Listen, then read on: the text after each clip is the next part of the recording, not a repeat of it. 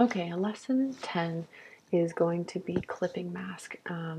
This isn't the language that Pixlr uses, but it's the language that Illustrator uses, so I'm trying to sort of reference that. The idea is that we can create a custom fill on either our shape or our letter using a photograph as the fill image. So I'm going to go ahead and start something new. And let's do a shape first. So if I go and get a custom shape, just something a little bit more interesting. Oops. Let's say I want something like this. And then I go ahead and create my shape. And then I need to go get my image. So I've already like pre-chosen, oh, this is sort of cool. And I'm going to copy my image and then bring it over. And I'll obviously want a new image layer. Oh, it wants to save it. Hang on. Let's see. Can I just paste it and make a new layer? It does. Sometimes that's easier. Okay. So now what I want to do is I want to bring this up, my shape, and I obviously want to position it like what part of the image.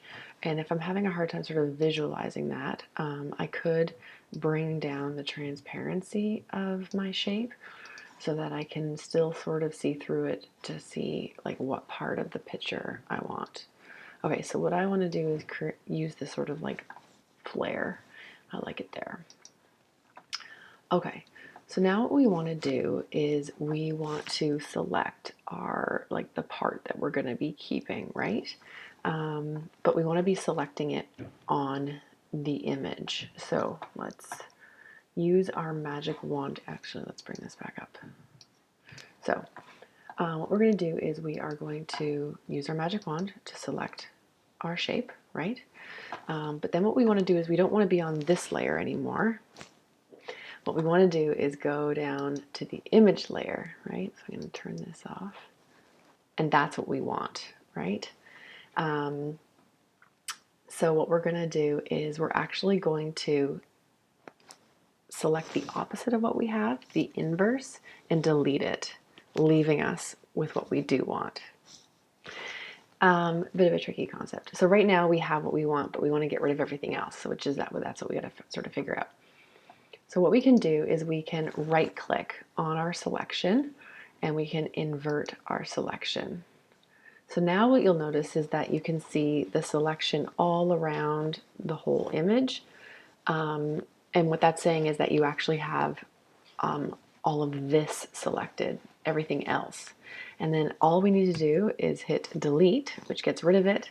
And then Command D is to deselect. I have that here, deselect, Control D or Command D. Now we can get rid of this because we don't need it.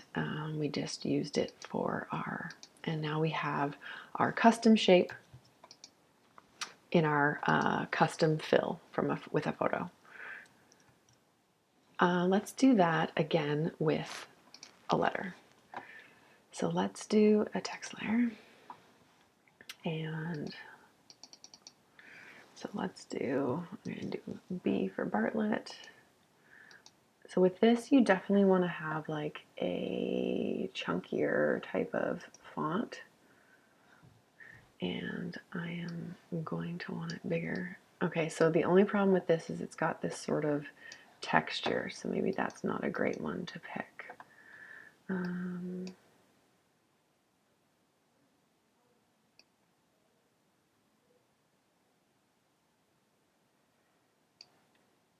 Oh, where'd that hippo one go? What's this? Actually, this is kind of cool too. And of course, I'm trying to pick one that I have to pay for. Always.